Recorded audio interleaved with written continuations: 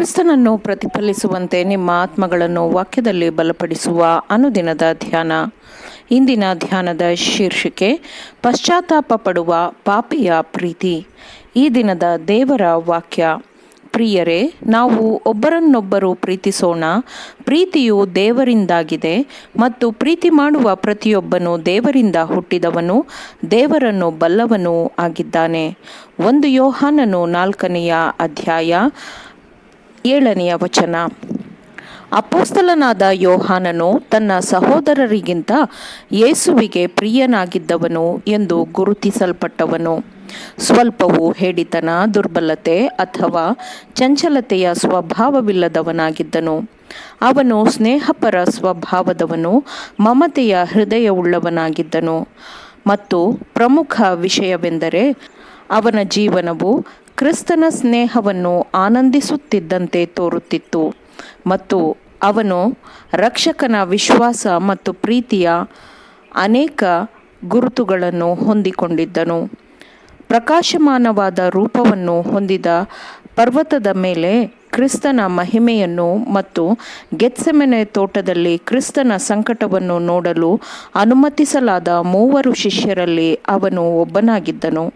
ಮತ್ತು ಕ್ರೂಜೆಯ ಮೇಲಿನ ಆ ಕೊನೆಯ ದುಃಖದ ಘಳಿಗೆಯಲ್ಲಿ ತನ್ನ ತಾಯಿಯನ್ನು ನಮ್ಮ ಕರ್ತನು ಯೋಹಾನನ ಕಾಳಜಿಗೆ ಒಪ್ಪಿಸಿದನು. ಪ್ರಿಯ ಶಿಷ್ಯನ ಮೇಲಿನ ರಕ್ಷಕನ ಪ್ರೀತಿ ವಾತ್ಸಲ್ಯವು ಎಲ್ಲ ಬಲದೊಂದಿಗಿನ ಮೆಚ್ಚುಗೆಯ ಪ್ರೀತಿಯಾಗಿತ್ತು. ಬಳ್ಳಿಯು ಭವ್ಯವಾದ ಕಂಬಕ್ಕೆ ಅಂಟಿಕೊಳ್ಳುವಂತೆ ಯೋಹಾನನು ಕ್ರಿಸ್ತನನ್ನು ಅಂಟಿಕೊಂಡಿದ್ದನು ಮತ್ತು ತನ್ನ ಯಜಮಾನನ ನಿಮಿತ್ತ ಅವನು ನ್ಯಾಯತೀರ್ಪಿನ ಅಪಾಯಗಳನ್ನು ಧೈರ್ಯದಿಂದ ಎದುರಿಸಿದನು. ಕ್ರಿಸ್ತನ ಶಿಲುಬೆಯ ಸುತ್ತಲೇ ಅವನು ಇದ್ದನು ಮತ್ತು ಕ್ರಿಸ್ತನು ಎದ್ದಿದ್ದಾನೆ ಎಂಬ ಸುದ್ದಿಯನ್ನು ಕೇಳಿ ಅವನು ಸಮಾಧಿಗೆ ಆತುರದಿಂದ ಓಡಿಹೋದನು ಮತ್ತು ಉತ್ಸಾಹದಲ್ಲಿ ದುಡುಕು ಸ್ವಭಾವದ ಪೇತ್ರನನ್ನೂ ಮೀರಿಸಿದನು. ತನ್ನ ಯಜಮಾನನ ಮೇಲಿನ ಯೋಹಾನನ ಪ್ರೀತಿಯು ಕೇವಲ ಮಾನವತ್ವದ ಸ್ನೇಹವಾಗಿರಲಿಲ್ಲ, ಆದರೆ ಅದು ಕ್ರಿಸ್ತನ ಅಮೂಲ್ಯವಾದ ರಕ್ತದಿಂದ ಮಾತ್ರ ತಾನು ವಿಮೋಚನೆಗೊಂಡಿದ್ದೇನೆಂದು ಭಾವಿಸಿದ ಪಶ್ಚಾತ್ತಾಪ ಪಡುವ ಪಾಪಿಯ ಪ್ರೀತಿಯಾಗಿತ್ತು. ತನ್ನ ಕರ್ತನ ಸೇವೆಗೆ ಕೆಲಸ ಮಾಡುವುದು, ಆತನ ಸೇವೆಯಲ್ಲಿ ಕಷ್ಟವನ್ನು ಅನುಭವಿಸುವುದನ್ನು ಅವನು ಅತ್ಯುನ್ನತವಾದ ಗೌರವವೆಂದು ಪರಿಗಣಿಸಿದನು. ಕ್ರಿಸ್ತನು ಯಾರಿಗಾಗಿ ಮರಣ ಹೊಂದಿದನೋ ಅವರೆಲ್ಲರನ್ನೂ ಪ್ರೀತಿಸುವಂತೆ ಯೇಸುವಿನ ಮೇಲಿನ ಪ್ರೀತಿಯು ಅವನನ್ನು ನಡೆಸಿತು. ಆತನ ಧರ್ಮವು ಪ್ರಾಯೋಗಿಕವಾಗಿ ಪಾಲಿಸುವ ಗುಣ ಸ್ವಭಾವದ್ದಾಗಿತ್ತು. ದೇವರ ಮೇಲಿನ ಪ್ರೀತಿಯು ಅವನ ಮಕ್ಕಳ ಮೇಲಿನ ಪ್ರೀತಿಯಲ್ಲಿ ಪ್ರಕಟವಾಗುತ್ತದೆ ಎಂದು ಅವನು ಭಾವಿಸಿದ್ದನು. ದೇವರು ಮೊದಲು ನಮ್ಮನ್ನು ಪ್ರೀತಿಸಿದ್ದರಿಂದ ನಾವು ಪ್ರೀತಿಸುತ್ತೇವೆ. ಒಬ್ಬನು ತಾನು ದೇವರನ್ನು ಪ್ರೀತಿಸುತ್ತೇನೆಂದು ಹೇಳಿ ತನ್ನ ಸಹೋದರರನ್ನು ದ್ವೇಷಿಸಿದರೆ ಅವನು ಸುಳ್ಳುಗಾರನಾಗಿದ್ದಾನೆ.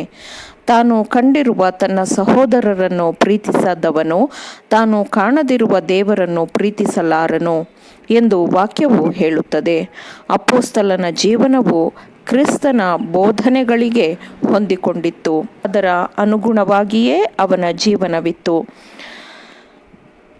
ಕ್ರಿಸ್ತನಿಗಾಗಿ ಯೋಹಾನನ ಹೃದಯದಲ್ಲಿ ಪ್ರಕಾಶಿಸುತ್ತಿದ್ದ ಪ್ರೀತಿಯು ತನ್ನ ಜೊತೆಯವರಿಗೆ, ವಿಶೇಷವಾಗಿ ಕ್ರೈಸ್ತೀಯ ಸಭೆಗಳಲ್ಲಿದ್ದ ತನ್ನ ಸಹೋದರರಿಗಾಗಿ ಅತ್ಯಂತ ಶ್ರದ್ಧೆಯಿಂದ ವಿಶ್ರಾಂತಿ ಹೊಂದದೆ ಶ್ರಮ ಪಡುವಂತೆ ಯೋಹಾನನನ್ನು ಮುನ್ನಡೆಸಿತು. ಯೋಹಾನನು ಯೇಸುವಿನಂತೆ ಆಗಲು ಬಯಸಿದನು ಮತ್ತು ಕ್ರಿಸ್ತನ ಪ್ರೀತಿಯ ಮಾನಸಾಂತರದ ಪ್ರಭಾವದ ಅಡಿಯಲ್ಲಿ ಅವನು ಸೌಮ್ಯ ಮತ್ತು ದೀನ ಹೃದಯದವನಾದನು. ಅವನ ಸ್ವಂತಿಕೆಯು ಯೇಸುವಿನಲ್ಲಿ ಅಡಗಿ ಹೋಗಿತ್ತು. ಅವನು ಜೀವಂತ ಬಳ್ಳಿಯೊಂದಿಗೆ ನಿಕಟವಾಗಿ ಒಂದಾಗಿದ್ದ ಕಾರಣ ಅವನು ದೈವ ಸ್ವಭಾವದ ಪಾಲುದಾರನಾದನು. ಕ್ರಿಸ್ತನೊಂದಿಗಿನ ಅನ್ಯೋನ್ಯತೆಯ ಫಲಿತಾಂಶವು ಇಂತಹ ಸ್ವಭಾವದ್ದಾಗಿರುತ್ತದೆ. ಇದು ಮಾತ್ರ ನಿಜವಾದ ಶುದ್ಧೀಕರಣವಾಗಿರುತ್ತದೆ. ಆಮೇನ್. ದೇವರ ವಾಕ್ಯಗಳನ್ನು ಶ್ರದ್ಧೆಯಿಂದ ಆಲಿಸುವವರು ಮಾತ್ರವೇ ಆಗಿರದೆ ಪಾಲಿಸುವವರು ಆಗಬೇಕೆಂದು ನಿಮ್ಮನ್ನು ಉತ್ತೇಜಿಸುತ್ತೇನೆ. ಪರಿಶುದ್ಧಾತ್ಮನ ಸಹಾಯದಿಂದ ಆಲಿಸಿದ ನಿಮ್ಮೆಲ್ಲರಿಗೂ ಧನ್ಯವಾದಗಳು. ಮತ್ತೆ ದೈನಂದಿನ ಧ್ಯಾನಕ್ಕಾಗಿ ನಾಳೆ ಸಂಧಿಸೋಣ. ಆಮೇನ್.